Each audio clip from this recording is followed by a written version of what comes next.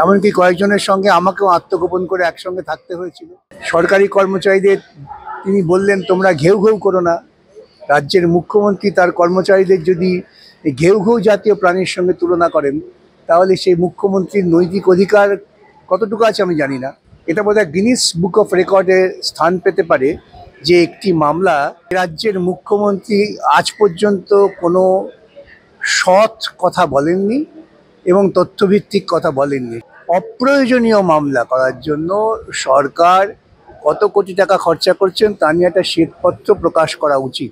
বিচারপতিরা দয়াই করেছেন, আদালতে বিচারপতিরা পরিষ্কার বলছিলেন যে এই মামলা আমরা খারিজই করে দেবো, মামলা কিচ্ছু নেই। এটা যোগ্য অযোগ্যের বিষয় নয়, এটা দুর্নীতির বিষয়। কেউ দুর্নীতির সঙ্গে সরাসরি যুক্ত, আর কেউ কেউ দুর্নীতির শিকার। সুপ্রিম কোর্টের কাছে রাজ্য সরকার হলফনামা দিয়ে বলেছেন যে আমরা পরীক্ষার তারিখ স্থির করতে চাই। সেই জায়গায় দাঁড়িয়ে তারা বিক্ষুব্ধ, তারা আন্দোলন করছেন। এখন মমতা ভেবেছিলেন ওর গুন্ডাদের পাঠিয়ে বিভিন্ন জায়গায় আন্দোলন দমন করা, হয়তো গ্রামে গ্রামে বামপন্থী কর্মীদের খুন করা হয়েছে গুন্ডা পাঠিয়ে, ওরা ভেবেছিলেন এটাও সার্থক হবে। কিন্তু এই ছেলেগুলো তো এতদিন দিদির লাশ ধরে ঘুরে বেড়াচ্ছিলেন, তারা এখন মুখোশটা খুলে গেছে। তা তারা ভয় পায়নি, তারা চোর চোর বলে তারা করেছেন। সাংবাদিক পুঙ্গবরা তারা কি করছেন? তারা কেন ঐক্যবদ্ধ হয়ে এই রকম স্বৈরাচারী আচরণের বিরুদ্ধে রুখে দাঁড়াচ্ছেন না? যে যত দুর্বিনীত, যে যত দুর্নীতি করতে পারে সেই তৃণমূলের সম্পদ। তাহলে এটা কি আগে থেকেই পরিকল্পনা ছিল যে এদের দিয়ে আমরা এমন একটা পরিস্থিতি তৈরি করাবো, পরিস্থিতি তৈরি করে সেই পরিস্থিতির সুযোগ নিয়ে আক্রমণ করব?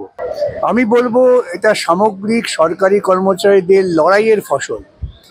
বাম সরকার আমলে যে বিধি তারা তৈরি করেছিলেন সেটাও কিন্তু সরকারি কর্মচারীদের দীর্ঘদিনের লড়াইয়ের ফসল। সরকারি কর্মচারীরা পশ্চিমবঙ্গে তারা ব্রিটিশ সাম্রাজ্যবাদের আমল থেকেই কিন্তু অনেক লড়াই করেছেন। কংগ্রেস আমলেও বহু লড়াই করেছেন, বহু লোকের চাকরি গিয়েছিল, বহু সরকারি কর্মচারী নেতা জেল খেটেছেন। আমি তাদের দেখেছি, আমি যখন তরুণ ছিলাম। এমনকি কয়েকজনের সঙ্গে আমাকেও আত্মগোপন করে একসঙ্গে থাকতে হয়েছিল। সেই দীর্ঘ লড়াইয়ের ফলেই বামফ্রন্ট সরকার তারা পে কমিশনের পর একটা বিধি তৈরি করেন। সেই বিধিতেই বলা হয়েছিল যে ডিএটা হচ্ছে বেতনেরই একটা অংশ, এবং খুব যুক্তিসঙ্গতভাবে সেটা বলা হয়েছিল। ডিয়ারনেস অ্যালাওয়েন্স মানে হচ্ছে যে যখন বেতনক্রম ঠিক হয়, পরবর্তী বেতনক্রম ঠিক হওয়ার মধ্যবর্তী সময় জিনিসপত্রের দাম বাড়ছে। এই জিনিসপত্রের দাম যে বাড়ছে সেটার সঙ্গে সরকারি কর্মচারীদের যদি বেতনের কিছুটা না বাড়ে তবে তারা সামাল দেবেন কি করে? এটা একটা আদর্শ সরকারের প্রাথমিক দায়িত্ব। সেই কাজটা বামফ্রন্ট সরকারের আমলে হয়েছিল, কিন্তু তৃণমূল সরকার এসে তারা সেই অধিকারটাকে অস্বীকার করতে চাইল।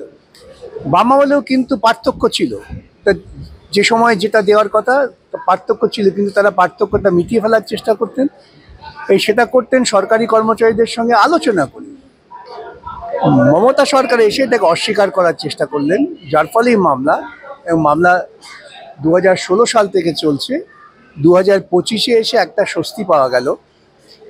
দুঃখের যেটা হচ্ছে যে একটি সরকার তারা সরকারি কর্মীদের যে ন্যূনতম অধিকার সেটাকে অস্বীকার করতে চাইলেন। তারা কিন্তু কর্মচারীদের সঙ্গে আলাপ আলোচনা করে এই বিষয়টা মেটাতে পারতেন, কিন্তু সেটা করলেন না, যার ফলে তাদের আদালতে যেতে হলো, আদালতে লড়াই করলেন। সরকারি কর্মচারীদের তিনি বললেন, তোমরা ঘেউ ঘেউ করো না।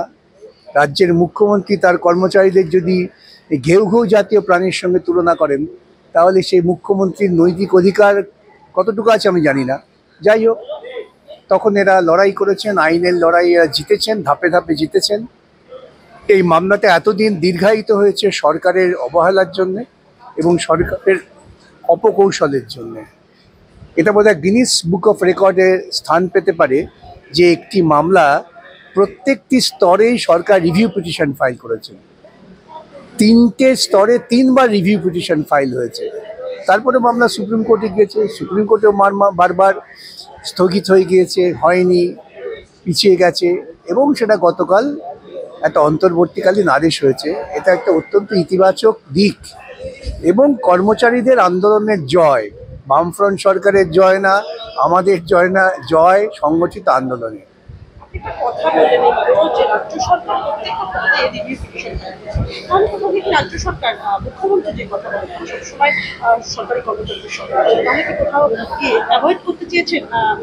দেখুন, একটা কথা বলি, খুব ক্রূরও শোনাতে পারে, এ রাজ্যের মুখ্যমন্ত্রী আজ পর্যন্ত কোনো সৎ কথা বলেননি এবং তথ্যভিত্তিক কথা বলেননি। সুতরাং ওর কথাকে যদি আপনারা গ্রহণ করেন, উনি যা বলেছেন সেটাকে, তাহলে বুঝতে হবে যে আপনারা আবার ভুল করছেন। স্যার, অন্ততপক্ষে 25% দিয়ে দিতেই হবে রাজ্য সরকারকে। এই আদেশ যদি রাজ্য সরকার অমান্য করে, অমান্য করলে আমরা আইনের পথে লড়াই করেছি, আইনের পথে আমরা ব্যবস্থা নেব। সেই আইনি যাত্রা আরো কি শুরু হতেই পারে, দীর্ঘায়িত হতেই পারে, ওরাও আদালতে বারবার যেতে পারেন। আসলে ওদের তো মামলা করতে গেলে পরে সরকারের তহবিলের টাকা নিজেদের তো গায়ে পড়ে না। সরকারি কর্মচারীরা তারা সকলে মিলে খুদ করে জোগাড় করে মামলা করছেন, এবং দুর্ভাগ্যজনকভাবে এই সরকারি কর্মচারীদের মধ্যেও আবার অনেক রকম পরিকল্পনা করে বিভাজন তৈরি করা হয়েছে। এরা আন্দোলন করেছিলেন, আন্দোলন করার সময় এদের ধরে গ্রেপ্তার করা হয়েছে। অর্থাৎ ধারাবাহিকভাবে যে একটা আন্দোলন, তার যে ফসল, সেটাকে চট করে মেনে নেওয়ার মতো নৈতিক বোধ আমাদের রাজ্যের এই সরকারের নেই, এটাই সমস্যা। রিজার্ভ ব্যাংকের তরফ থেকে সাম্প্রতিককালে একটা রিপোর্ট প্রকাশ করে জানানো হয়েছিল যে চলতি অর্থবর্ষে পশ্চিমবঙ্গের ঋণের পরিমাণ রাজ্যের জিডিপির 38% দিয়ে থাকতে পারে। এরই মাঝে দিয়ে নিয়ে সুপ্রিম কোর্টের অন্তর্বর্তীকালীন নির্দেশে বিশাল প্রভাব চাপিয়ে রয়েছে গবেষণা।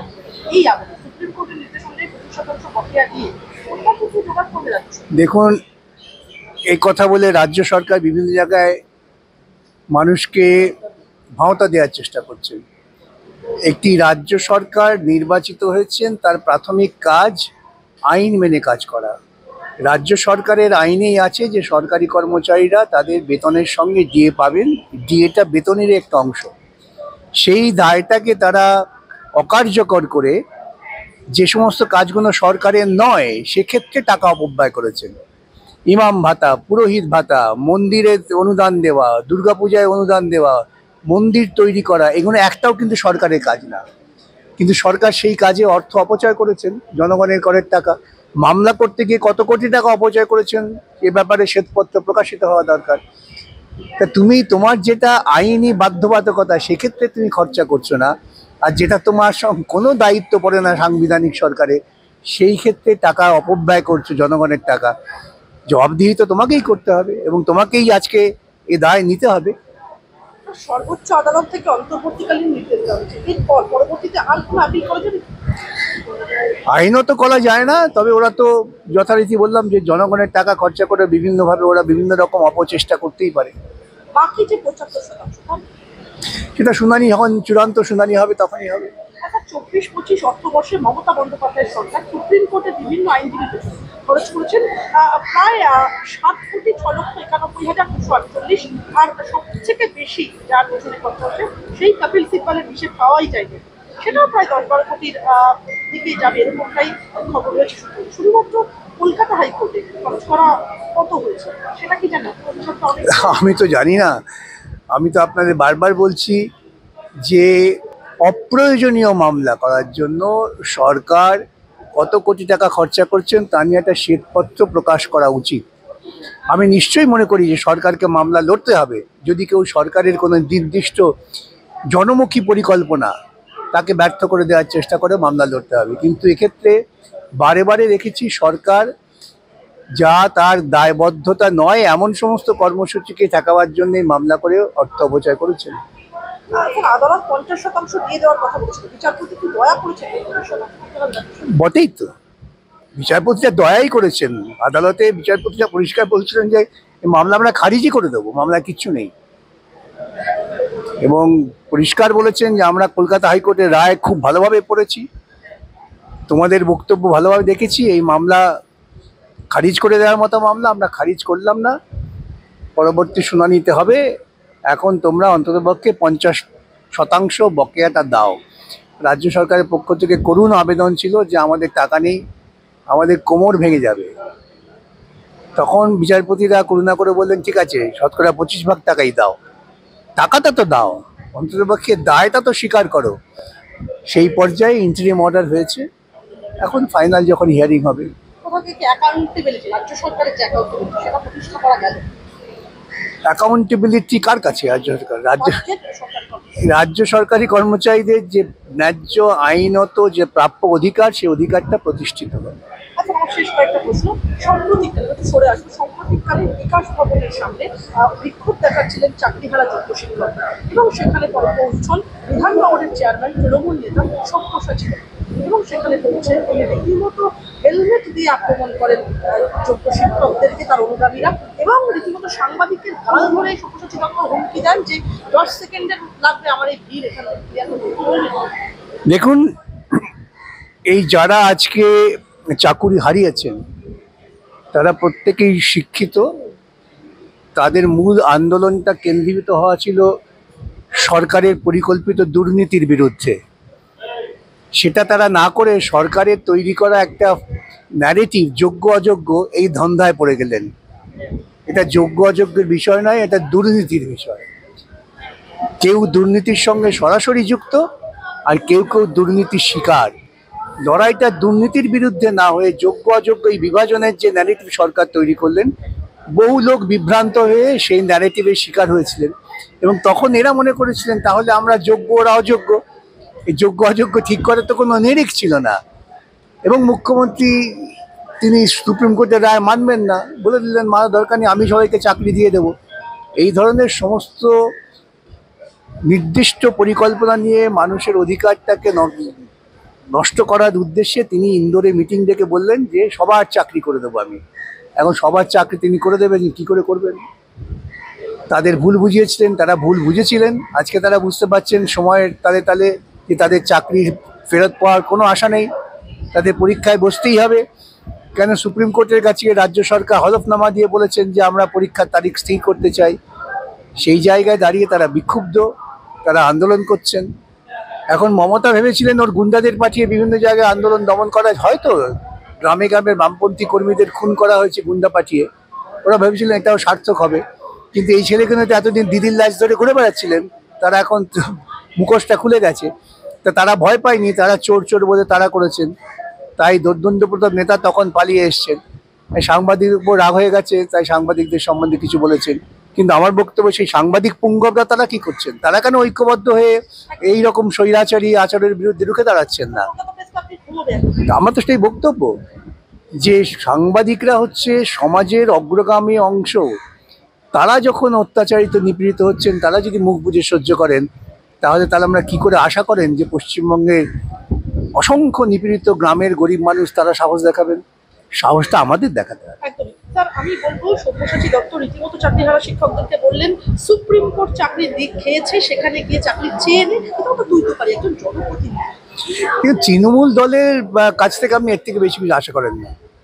যে যত দুর্বিনীত, যে যত দুর্নীতি করতে পারে, সেই তৃণমূলের সম্পদ। অর্থাৎ তৃণমূল দলের লোক সম্পর্কে অন্য কিছু আশা করাটাই তো ভুল।